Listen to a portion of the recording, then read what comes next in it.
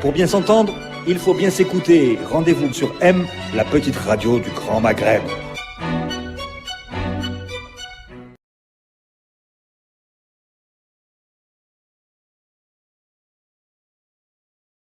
Monsieur Sami Oussadir, vous vous intéressez à la prospective, vous travaillez beaucoup sur la prospective. Vous êtes à Alger peut-être un peu plus souvent, ça va mal en Algérie, on va vous voir plus souvent dans les temps qui viennent?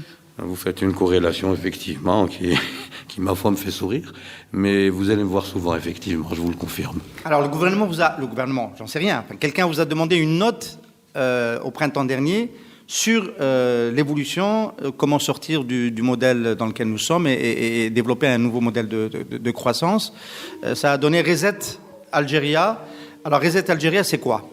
Mais écoutez, tout d'abord, je voudrais vous dire effectivement, ce n'est pas le gouvernement qui m'a demandé ce papier-là, cette note. J'ai dit spontanément parce que moi, les demandeurs, ce ne sont pas des entités privées. Voilà. Et ce document-là que j'ai rédigé, je dirais, à la veille des élections présidentielles, portait sur une question qui m'a été posée, qui était comment voyez-vous l'économie algérienne dans le futur? Vaste question, mais même vaste débat. Donc à partir de ça, j'ai essayé de regarder, non pas dans une prospective à 15 ans, parce que les enjeux sont aujourd'hui à court terme. Donc déjà, comment allons-nous, je dirais, faire face à ce que nous avons devant nous, ce mur sur lequel nous nous dirigeons gaiement. Voilà un peu, je dirais, ce document. Il y a dedans des mesures, mais ce n'est pas, je dirais, le cœur du document. Le cœur du document est plus méthodologique, et je m'en explique. C'est-à-dire que j'ai mis au cœur de ce document des valeurs, une méthode d'action. Parce que les mesures, elles ont été prises. Depuis 30 ans, on a pris quasiment toutes les mesures. Par contre, il y a un manqué. Quand vous dites 30 ans, vous faites référence au gouvernement des réformes? Je dirais oui, voilà, si vous voulez, s'il faut dater dans 89, le temps. 91. Voilà, disons que la séquence historique qui débute effectivement à l'orée des années 90 est une séquence totalement différente du passé. Pourquoi? Parce que premièrement, la scène politique a changé. Il y a eu l'irruption, je dirais, dans la vie politique et publique de la société civile, mais également d'autres acteurs politiques. Et puis, nous avons été, au début des années 90, nous avons quand même subi un choc économique de vaste ampleur. Absolument, le plan d'ajustement. Alors, ça donne Reset Algeria. Pourquoi Reset Algeria? Écoutez, parce que ce document part, encore une fois, d'un constat qui est aujourd'hui, de mon point de vue, et là c'est une opinion personnelle, qu'il est compliqué, je dirais, de reconstruire, plutôt de réaménager cette maison, Algérie, mais je pense qu'il faut quasiment la refonder. Alors ça, c'est un volet économique, et c'est pour ça que je dis reset, qui est un terme qui veut dire une remise à zéro. Donc parce qu'il faut changer effectivement les modes de pensée, les thématiques, et il faut changer aussi les mesures et les solutions. Et si vous me permettez, en d'autres termes, je dirais c'est quasiment, non pas juste un document politique ou économique, mais c'est quasiment une révolution en termes culturels, en mode de pensée qu'il faut opérer. Alors, qui a été destinataire de ce document? Et aujourd'hui, est-ce que vous avez le sentiment qu'il y a des chances que ce type de contribution, il y en a eu d'autres, soit plus écouté? Parce que le gouvernement algérien est en demande. Écoutez, je vois que vous essayez de me reposer la même question, mais à laquelle je ne vous répondrai pas, parce que c'est un peu d'intérêt qui a été destinataire. Mais ce que je peux vous dire, c'est que les choses ont un peu, je dirais, frémi ici ou là sur quelques petites mesures. Mais le cœur des choses ne change pas, parce que, je reviens à mes propos, c'est qu'en fait, c'est toute une méthode, une façon de penser. Nous sommes encore dans les esprits dirigés vers... Notre regard est tourné vers le passé. Nos décideurs politiques, économiques, ont comme horizon le passé. Donc, on a encore un ressassé des mesures passées qui reviennent sur le terrain. Mais je pense que ça, on va aborder ce sujet-là. Absolument, on peut être un peu plus concret. Oui, Hassan? Alors justement, est-ce que... C'est intéressant ce que vous dites, parce qu'il y a très peu de gens qui tiennent, disons, ce langage aujourd'hui en Algérie. C'est vrai que y compris dans, disons, les cercles, disons, les think tanks, disons, qui critiquent un petit peu, disons, la démarche des autorités algériennes, et il y a souvent des éléments de continuité, je trouve, disons, dans les propositions qui sont faites. Bon, chez vous, il y a une radicalité. C'est bien, quand vous dites reset, ça veut dire on repart tout à zéro. On reprend tout à zéro. Bon, quels sont les principes, justement, sur lesquels il faut se baser pour reprendre tout à zéro? Alors, lorsqu'on dit, bien sûr, il ne s'agit pas de faire table rase, parce qu'effectivement, ce que l'on ne dit pas souvent, chaque fois qu'il y a, je dirais, du nouveau sur la scène politique, on oublie le passé, on l'oblitère. Or, c'est un processus, je dirais, d'accumulation. L'expérience, si vous l'accumulez pas, elle ne sert à rien, parce que vous reproduisez les erreurs. Donc, fort de ce passé qu'il faut regarder en face, nous devons de reconstruire à partir de solutions différentes. Je vous donne un exemple, parce que c'est un vaste programme là, que je ne vais faire qu'effleurer aujourd'hui, mais lorsque vous parlez de l'économie, si vous ne mettez pas au centre, je dirais, de tout cela la valeur travail, vous n'arriverez à rien. Or, la valeur travail, aujourd'hui, et depuis bien longtemps, aujourd'hui, c'est l'antinomie de la rente. Nous sommes un pays qui s'est construit économiquement et politiquement sur cette rente. Donc, elle est, je dirais, l'inverse du travail. C'est se réapproprier tout ça, entre autres, avant qu'effectivement, le mur qui est devant nous, et je reprends toujours cette image, nous allons nous impacter dessus. Il nous faut dès maintenant commencer un travail qui va être de très longue haleine. Monsieur Oussadir, est-ce qu'il y a, parce que bon, il va falloir quand même être concret dans ce que vous proposez, est-ce qu'il y a des modèles auxquels vous pouvez faire référence de pays qui ont subi le syndrome hollandais pour dire gros, donc un effet de rente qui donne l'illusion de la richesse et qui détériore la valeur travail, et qui ont réussi à en sortir? Je pense à des anciens pays pétroliers comme l'Indonésie, le Mexique. Est-ce qu'on peut tirer quelque chose de ces expériences-là pour réussir cette mue que vous nous suggérez? Bien sûr. Alors vous citez le Mexique, effectivement, Pemex, la société, je dirais, pétrolière Mexique jusqu'au milieu des années 80, a été effectivement notre Sonatrach. Elle a alimenté les caisses de l'État pendant, je veux dire. Après, effectivement, il y a une mise à niveau de nos entreprises. Il faut revoir le secteur financier. On rentrera, si vous voulez, dans les détails. Il faut remettre à plat, je dirais, la politique gouvernementale qui aujourd'hui est démembrée, démandibulée. Il y manque la cohérence et l'efficience. Donc, on a toute une série de mesures. On pourra parler du secteur financier, si vous le voulez bien. On en parlera dans un moment. Alors, de ce point de vue-là, ce discours qui est quand même tenu depuis quelques années. Enfin, il y a des gens il y a le rapport de 2012 qui parlait déjà à l'époque d'impact contre un iceberg qui était en train d'arriver sur nous, ou sur lequel nous étions en train d'aller. Est-ce que la baisse des prix du pétrole depuis 4-5 mois n'est pas finalement une bonne nouvelle de ce point de vue-là, parce qu'elle nous oblige à faire ce reset dont vous parlez? Ouais. Alors, permettez-moi de vous répondre, je dirais, en 2 fois. Premièrement, la baisse du pétrole n'est qu'une des variables des choses. Cette baisse du pétrole, et tous les experts le disent, en tout cas les experts sérieux, le disent, à moyen terme, et c'est les tendances lourdes, on connaît la raréfaction de cette ressource, le pétrole va repartir à la hausse. C'est une des variables. Ça, c'est la première. La seconde variable qui, malheureusement, aussi, c'est, je dirais, tout ce que nous dépensons en importation. Vous connaissez aussi bien que moi les chiffres. J'ai schématisé, en 2000, on importait pour à peu près 20, 21, 22 milliards. On est quasiment à 70. Alors, je repose ma question différemment. Oui. Dire, vous et d'autres think tanks en Algérie, ailleurs, avez attiré l'attention, même le FMI, dans ses rapports, attiré l'attention sur la non-soutenabilité de notre modèle de croissance basé sur la dépense publique. Il disait, attention, il faut faire... Alors, ça n'a pas été écouté. On a refait une loi de finances 2014 semblable à celle de 2013, celle de 2015 qui est très dépensière également, qui ne tient pas compte de ces alarmes. Aujourd'hui, est-ce que vous considérez que le fait que le prix du pétrole ait baissé, même si ça peut être une fenêtre, c'est une opportunité pour faire passer ce qui n'a pas été entendu auparavant? Là, je vous rejoins. Je veux dire, c'est une contrainte qui s'ajoute aux politiques pour effectivement changer un peu la donne. Mais il se trouve qu'également, je veux dire, parce lorsqu'on parle d'économie, on est toujours à la lisière de la politique, au moins. N'oublions pas quand même que c'est un pays où les populations sont anesthésiées par la redistribution de la rente. Donc, aujourd'hui, dans un premier réflexe, on en parlera, réduire les importations, donc, d'une certaine façon, tout ce qui est commerce et autres, va poser un problème par rapport à la base sociale. qui aujourd'hui risquent de contester, parce que la rente a anesthésié toute une population.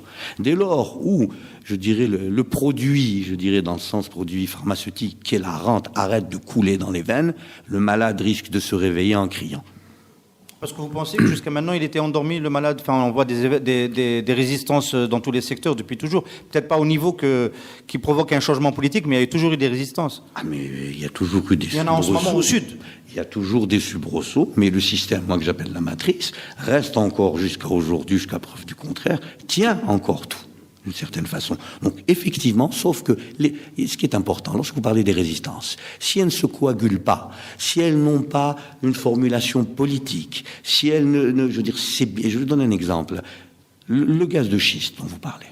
Les populations d'Aïn Amenas et autres sont en train de sortir dehors, disant on n'en veut pas. Je veux dire, si cette revendication n'a pas une traduction politique en termes politiques, on n'arrivera pas parce qu'on considère que c'est le problème des gens de là-bas. Je parle des Algériens d'une façon générale. Il faut coaguler ça pour qu'il y ait un effet de levier. Sinon, vous savez, ça ressemble à des jacqueries, ici ou là. Ça ne touche pas encore dans ça, je veux dire, dans ça. Ça ne fait pas sens encore politiquement. Totalement. Alors, est-ce que, monsieur Sder, bon, en gros, le constat, il est généralement partagé aujourd'hui, ce dont vous parlez, la rente, etc. Bon, il y a un certain nombre de propositions qui ont été faites récemment. Disons, des propositions d'experts qui ont été faites récemment, bon, en gros, il y a des gens qui disent qu'il faut... on a besoin d'une ingénierie des réformes. C'est même un terme qui a été adopté par le ministre de l'Industrie et qui l'utilise abondamment. Vous, est-ce que, de votre point de vue, puisque vous parlez de reset, bon, on commence par quoi? On fait quoi? On réunit un groupe, on fait une conférence nationale avec des experts, etc., de tous les domaines, et on essaie de mettre sur pied une démarche, une méthodologie? C'est un deal politique qu'il faut passer entre les acteurs politiques. C'est quoi l'ingénierie des réformes? C'est quoi? D'accord. Donc, je ne reprendrai pas ce terme à mon compte, hein, donc je le laisse à son auteur. Ce que je pense, en tout cas, c'est que, et c'est ce que j'ai mis dans Reset Algérie, il y a déjà des mesures, je dirais même pas de connaissance, mais de bon sens, qu'on peut mettre déjà sur la table pour faire bouger les lignes. Effectivement, après, on peut consulter. Moi, je suis pour reprendre un peu les dires de M. Radi Hassan. Je pense qu'il faudra quasiment faire un audit des procédures et des comptes de l'État à un certain moment. Il faut savoir. Je veux dire, on parle, on dit si ça fonctionne pas, ça marche mal. Il y a un moment où il faut, je dirais, remettre le compteur à zéro, c'est moi l'expression, et voir de façon pratique où ça coince, comment ça coince. Quelques mesures de bon sens? Écoutez, si je prends encore une fois le secteur financier, vous avez quelque chose qui me paraît fondamental aujourd'hui. D'abord, il faut que le mode d'allocation des crédits aux entreprises ne soit plus comme il se passe aujourd'hui, en grande partie. Ça veut dire, moi j'ai été banquier d'affaires ici. Je vais vous donner une anecdote qui va un peu... Dans les années 2000, hein. Un banquier d'affaires, entre autres, vous monte un dossier, essaye de vous structurer des crédits, cherche des partenaires ou autre. J'avais des gens qui me disaient, monsieur Ousdir, je ne vais pas vous payer pour ça. J'appelle la banque, ils me donnent les dirhams. Alors voilà. Là, vous rejoignez M. Ben Khelfa, Abdelrahman Ben Khelfa, qui était notre invité la semaine dernière, et qui, ancien délégué de la BEF, qui reprochait au taux bonifié de provoquer un effet d'éviction par rapport au marché financier, et donc de déréguler en réalité l'attribution des ressources. Mais totalement. C'est un des choses. Vous prenez la concurrence bancaire. Aujourd'hui, il y a une cartélisation du marché bancaire. Okay, les entrants des banques étrangères sont les mêmes depuis 10 ans. On a arrêté, officiellement on n'a pas arrêté, on a arrêté de donner des agréments. Okay, il n'y a pas de concurrence, il y a une cartélisation de ce marché. Pourquoi ? Moi, je considère qu'aujourd'hui, il faut réouvrir ce marché aussi. Ce n'est pas lié uniquement à l'affaire Khalifa pas du tout. Mais si vous permettez, pourquoi ce n'est pas lié à l'affaire Khalifa ? Je vous parle, au moment où je vous parle, il y a au moins 10 dossiers déposés depuis 6 ans dans un tiroir à la Banque centrale. Des dossiers, la loi ou le règlement stipule qu'au bout de 3 mois, si on ne vous répond pas, vous pouvez activer si votre dossier a été accepté. Il n'y a aucune réponse. C'est un peu dommageable lorsqu'on est un État de se conformer à ces règlements et lois en vigueur. En principe, on donne une réponse. On donne une réponse. Alors, c'est ce que j'appelle l'Algérie informelle. Il y a deux Algéries. Il y a une Algérie formelle et une informelle. Non pas juste dans le commerce. L'Algérie formelle, c'est lorsque vous vous déplacez dans un bureau, vous allez demander quelque chose, on vous sort un nombre de textes qui est une pile, et les textes sont contradictoires. À la fin, et puis vous avez, si vous connaissez X, Y, W, Z, vous avez accès à tout. Presque. Donc il faut véritablement, lorsqu'on parlait de l'unification du taux de change, il faut qu'on arrive à unifier tout cela et qu'on ait des règlements et des applications. Puisque vous en parlez, l'unification du taux de change, vous pensez qu'il faut réduire le gap entre le taux parallèle et le taux officiel? Il est de plus de 50% aujourd'hui. Alors c'est une évidence, sauf que là aussi, on a perdu beaucoup de temps et d'argent. On aurait pu mener ces réformes d'une façon moins pénible. Aujourd'hui, on va les mener, parce qu'on va être obligé de les mener. On va être obligé de les mener avec, je veux dire, des handicaps importants. Et ça pose toujours cette question, et j'y reviens toujours. Il faut véritablement que l'Algérie se remette dans le temps mondial. On a eu la chance ou la malchance d'être dans une économie, dans un pays abrité du monde. On a continué comme ça tant qu'on avait de l'argent. Maintenant, d'une certaine façon, on va être jeté dans un monde que l'on ne connaît pas. Et ça va être extrêmement compliqué et douloureux. Dire que cela va se faire facilement est un leurre. Je pense qu'il faut dire les choses. À la décharge du gouvernement, on ne parle pas de ce point de vue-là d'une table rase. On a un accord d'association avec l'Union européenne qui a déjà déployé ses effets, puisque les produits européens rentrent pour la plupart à taux quasi nul. Donc on est déjà un pied dans la mondialisation. Alors, si vous me permettez, d'abord, ce qu'il y a à renégocier, c'est renégocier de façon, je veux dire, symbolique, notre insertion dans la mondialisation. Pourquoi? Qu'est-ce que nous sommes aujourd'hui? Aujourd'hui, nous sommes un pays qui vend aux autres pays de l'énergie, et nous sommes un énorme tube digestif qui consomme tout ce qui peut venir de partout. Pour moi, ce n'est pas la définition d'une économie, mais on peut l'appeler l'économie. Et ça, juste un point sur lequel je veux revenir, je n'incrimine pas le gouvernement en place. Je veux dire, c'est un problème de système, c'est pas un problème de gouvernement. C'est beaucoup plus profond que ça. Et donc, il nous faut véritablement revoir cela, renégocier cela avec, je veux dire, en montant des pôles d'excellence chez nous, et j'en parle dans la note, mais ce qui est important aussi, vous me parlez de notre accord d'association. Effectivement, nous achetons des produits, mais c'est une partie.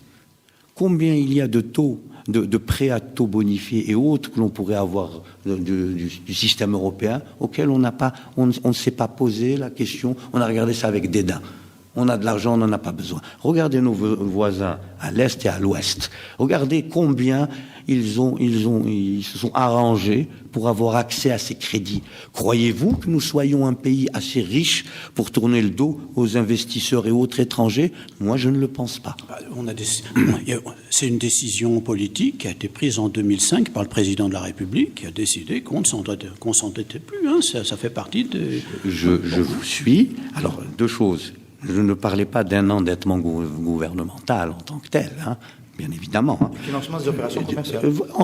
Pas juste ça. Il y a des projets structurants pour lesquels on peut avoir des taux, des projets par la BUI et autres. Si vous voulez financer tout sur votre cassette, c'est compliqué. C'est toujours compliqué. Cette histoire de dette, alors, comparaison n'est pas raison. Ceausescu est mort et son pays avait zéro dette. Donc je veux dire là aussi, il faut arrêter de parler comme ça avec des slogans envoyés au visage des uns et des autres. Il est vrai que nous avons été traumatisés par notre endettement, c'est vrai, donc il ne faut pas renouveler cela, mais nous ne pouvons pas être dans un mouvement brownien. Et je m'explique, tout fermer, tout ouvrir. Tout fermer, tout ouvrir. L'intelligence politique et économique, c'est trouver toujours le juste milieu. Alors aujourd'hui qu'on est pour aller visiblement vers ouvrir un peu plus, à défaut de tout ouvrir, est-ce que vous pensez qu'on peut basculer facilement, puisqu'on est encore sur la séquence financement, vers, par exemple, le gouvernement parle de financer les nouveaux projets par le marché financier. Donc essayer de faire émerger une rentabilité des projets. Est-ce que vous pensez que c'est faisable rapidement, qu'on puisse alléger le budget de l'État de ces dépenses? Rien ne va être facile et rien ne va se faire rapidement. Parce que si vous prenez le cas de la bourse, nous avons diabolisé systématiquement cette bourse. C'est l'archétype du modèle capitaliste financier. OK?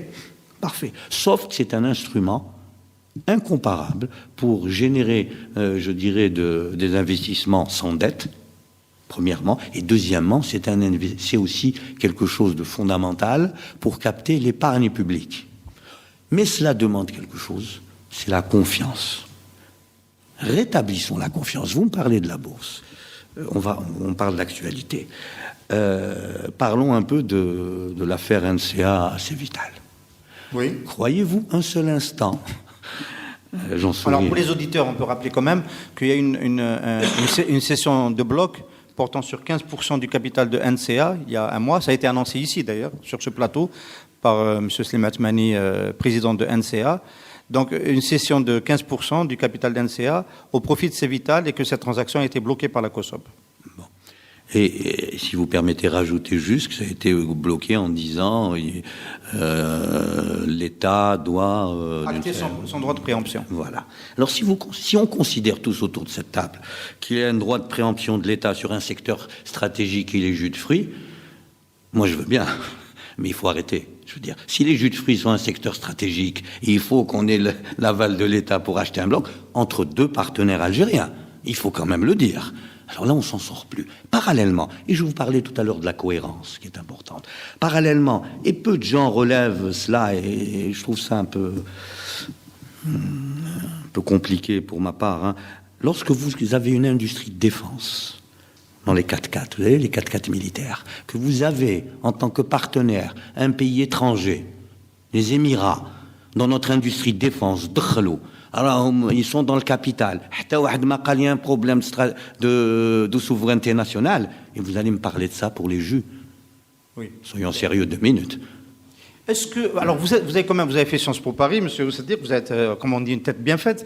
Donc vous introduisez une problématique globale. Est-ce que vous diriez pas que le capitalisme algérien, que la bureaucratie de l'État exerce une tutelle étouffante sur le capitalisme algérien et ne le laisse pas se diversifier, avant même d'en arriver à d'autres types de problématiques? Est-ce que le problème n'est pas tout d'abord politique? On ne veut pas de têtes qui dépassent, on ne veut pas d'entreprises qui réussissent en dehors de la tutelle de l'État? Mais vous avez tout à fait raison. Maintenant, je veux dire, il faut quasiment faire... J'ai posé une question, hein. Moi, j'ai pas...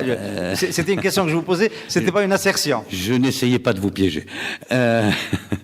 Sur ce capitalisme aussi, il faut raconter sa genèse, qui est intéressante. Mais vous avez raison sur une chose, on n'a pas le temps aujourd'hui, mais lorsque vous posez cette question-là, il y a quand même, je dirais, dans notre culture politique et économique, l'idée, il ne faut pas qu'une tête ne dépasse, il faut que nous soyons tous égaux, sauf que le monde et la réalité ne se passent pas comme ça. Et ce que je retiens de ce que vous dites, en tout cas, ou du moins de ce que vous avez suggéré, c'est que bien évidemment, il y a le politique, mais c'est ce que j'appellerais l'état profond. C'est quoi l'état profond? L'état profond, c'est les corps de métier, l'administration. On a tous connu des hauts commis de l'État qui vous disent « dès une décision, ça, vous avez un chef de service qui ne l'applique pas ». Donc, vous avez à chaque étage, je dirais, de cette pyramide, des foyers de résistance. Je dirais, il ne faut pas croire qu'il suffit, je dirais, d'étêter le haut pour que ça fonctionne. Et c'est pour ça que je dis que c'est un travail de longue haleine. Alors là, monsieur, c'est-à-dire, est-ce que... Moi, je veux bien qu'on dise qu'il y a effectivement une bureaucratie en Algérie, mais je veux dire, sur des choses aussi massives, moi, ce qui me frappe, que par exemple, la subvention des carburants. Tout le monde nous explique, je veux dire, on a des experts qui travaillent depuis des années là-dessus. Tout le monde est d'accord. Les bilans qui sont faits sur le coût des subventions au carburant, disons, augmentent chaque année. Maintenant, on nous explique que ça coûte 12 milliards de dollars par an. Je veux dire, c'est littéralement 12 milliards de dollars qui partent en fumée. Qui partent en fumée, ça sert à rien. Bon, je ne suis pas d'accord avec vous. Bon, ça sert à maintenir. Oui, d'accord. Non, mais je veux dire, ça sert à rien. Ça part en fumée. Tout le monde est d'accord. Y compris les responsables politiques. Tout le monde dit que c'est pas possible. Le ministre de l'énergie dit que c'est pas possible. Bon, que ça peut pas durer. Il faut prendre des mesures. Et on prend aucune mesure. Alors, c'est pour ça que je vous posais la question tout à l'heure. Qu'est-ce qu'il faut faire? C'est-à-dire, qu'est-ce qu'il faut faire pour débloquer la situation? Puisque ça coûte 3 fois plus cher que les subventions des produits alimentaires. Je veux dire, c'est une mesure évidente, simple. Les gens vont pas monter au maquis si on augmente le prix de l'essence. En tout cas, pas les automobilistes, je pense pas. Donc, je crois que pourquoi c'est bloqué? Qu'est-ce qu'il faut faire? Ne veut pas se mouiller sur les subventions énergétiques. Non, mais je vais vous répondre. J'attendais qu'il termine. Juste une chose, vous parlez effectivement des subventions énergétiques et d'autres. Je parle de subventions au carburant spécifiquement. Oui, d'accord, au carburant. Voilà. Bon. Mais ça fait partie aussi, je dirais, de la redistribution de la rente pour calmer le contexte social. Ce n'est pas une mesure économique, c'est une mesure politique. Ça, il faut le dire. Donc effectivement, aujourd'hui, notre système politique, nous savons très bien que la fabrication de la décision, elle se fait comment? Elle se fait entre un équilibre homothétique entre les différents pôles. Eh bien, comme c'est un processus consensuel, il est compliqué d'attendre des mesures entre guillemets courageuses. Et je vous dirais malheureusement, je crois que on commencera véritablement à changer lorsqu'on ira se fracasser contre le mur. Alors, peut-être... Non, mais je voudrais aller un petit peu plus loin, s'il vous plaît. Parce que, une des choses importantes qu'a dites M. Benachnou, qui ne dit pas toujours des choses très importantes, mais récemment, disons, il y a 1 ou 2 mois, c'est qu'en essayant de croiser justement les subventions puis les revenus, ce qu'il a montré, c'est que, en fait, la subvention des carburants, elle ne profite pas aux plus pauvres. Ce n'est pas une mesure de justice sociale et de paix sociale. En fait, ça profite à 80% à des gens qui ne sont pas les plus démunis, c'est-à-dire aux gens qui ont des voitures, et ça profite en plus aux gens qui ont des grosses voitures. Oui, tout à fait. C'est pas une mesure de justice sociale, c'est pas une mesure en fait qui contribue à la paix sociale. Qui vous a parlé de justice sociale? Je n'ai jamais utilisé ce terme-là. Ce que je veux dire, c'est que qu'est-ce qui est arrivé? Un des phénomènes depuis la hausse qu'on a connue ces 10 dernières années du pétrole, c'est que je dirais ce que j'appelle la matrice, le système, c'est adjoindre une nouvelle clientèle. Ces nouvelles clientèles, il faut les rétribuer. Elles ont toutes des voitures.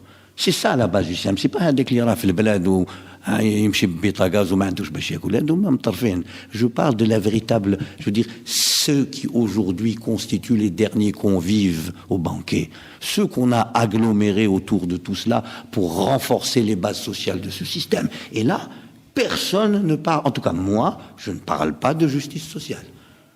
Voilà, on parle de renforcer la matrice et le système. Monsieur Oussedir, vous êtes fondateur du cercle Ptolémée, vous avez tendance à travailler sur des problématiques très voisines de celles d'un autre think tank qu'on connaît bien, qui est Nebni, qui lui dit il est possible d'engager des réformes sur quelques mesures de bon sens sans qu'on modifie complètement la gouvernance. Ça a toujours été une problématique de ce think tank. À chaque fois qu'il a organisé des activités, il y avait des gens pour lui dire ce que vous proposez, on ne peut pas le déployer tant qu'il y a ce système, tant qu'il y a cette gouvernance. La réponse c'était de dire non, il y a quelques mesures qu'on peut mettre en place. Est-ce que vous avez tendance à le penser ou est-ce qu'aujourd'hui vous en arrivez à dire il faut qu'il parte pour qu'il se passe quelque chose?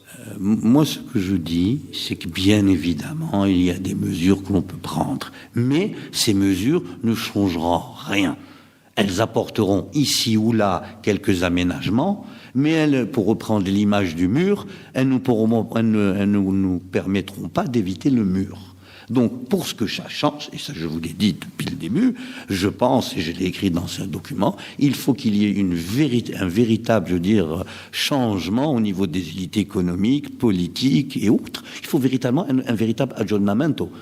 Alors, je vous pose une question d'actualité. Oui. Il y a le président sénégalais, M. Macky Sall, qui est à Alger en ce moment, pour 4 jours, avec une délégation d'hommes d'affaires sénégalais. C'est une très bonne nouvelle pour nous, à Radio M et Maghreb Émergent, parce qu'on a toujours appelé à s'ouvrir vers l'Afrique et les marchés africains. De ce point de vue-là, on est très en retard par rapport aux Marocains. Vous qui avez une vision d'ensemble, à partir des 2 rives, sur la géopolitique et l'évolution du monde des affaires, est-ce que vous considérez que l'horizon, l'Afrique est l'horizon futur de la diversification économique algérienne, ou alors est-ce que la connexion avec l'Europe telle qu'elle est jusqu'à maintenant continuera à être décisive sur l'échelle des 15-20 ans? Je pense que, d'une certaine façon, bien évidemment, nous aussi, il nous faut une nouvelle frontière. Et cette nouvelle frontière, pour tout le monde, c'est l'Afrique aujourd'hui. Sauf qu'il faut se donner les moyens d'aller vers l'Afrique. Vous avez cité le cas du Maroc. Les Marocains, l'économie marocaine s'est projetée avec l'aide de l'État, du gouvernement marocain, dans des domaines tels que le textile, où ils sont totalement, je dirais d'une certaine façon, esquintés au Maroc, dans le domaine financier, je dirais même dans le domaine de la coopération militaire. Dans différents domaines, ils sont présents, soit directement, soit en accompagnement d'autres sociétés européennes. Vous prenez le cas de Casablanca, ils ont construit un hub financier à Casablanca en direction de l'Afrique. Ça veut dire que nous, dans cette intermédiation entre l'Europe, l'Afrique, il faut que nous trouvions notre positionnement là-bas. Sur quelle piste ? Écoutez, c'est encore possible, moi je veux bien, mais ça n'en prend pas le chemin. D'une certaine façon. Ou se dire, dans une période récente, on a parlé, apparemment les pouvoirs publics algériens, c'est une piste qu'ils prennent au sérieux, c'est la notion de colocalisation. Alors, c'est quoi la colocalisation ? Bon, c'est plutôt un partenariat avec des Européens. Bon, mais... On peut l'appeler ainsi, mais en quoi est-ce une nouveauté ? D'abord, un petit constat. Nous sommes ni dans la délocalisation ni rien. Donc, on produit rien à exporter. Alors, je voulais vous poser quand même une petite question, vous pouvez continuer dessus. La délocalisation, on a quand même des coûts internes comparatifs qui sont relativement bas, notamment grâce aux coûts énergétiques. Pourquoi on n'a pas réussi à capter plus d'investissements étrangers ? Je vais vous donner un autre coup. Regardez votre indice de productivité. Donc il ne suffit pas d'être moins cher ? Ben non, à un certain moment, si votre productivité est quasiment nulle, et parfois elle est même négative en Algérie, il y a un moment où ça pose problème. Et je reviens à ce que je vous disais. Si vous avez vécu et prospéré à l'abri des normes internationales, il est compliqué, je veux dire, de les intégrer parce que vous n'avez même pas, je dis vous, nous n'avons même pas de référentiel. Il nous manque ce référentiel. Quand vous dites travailler, dans le mawad, il dit que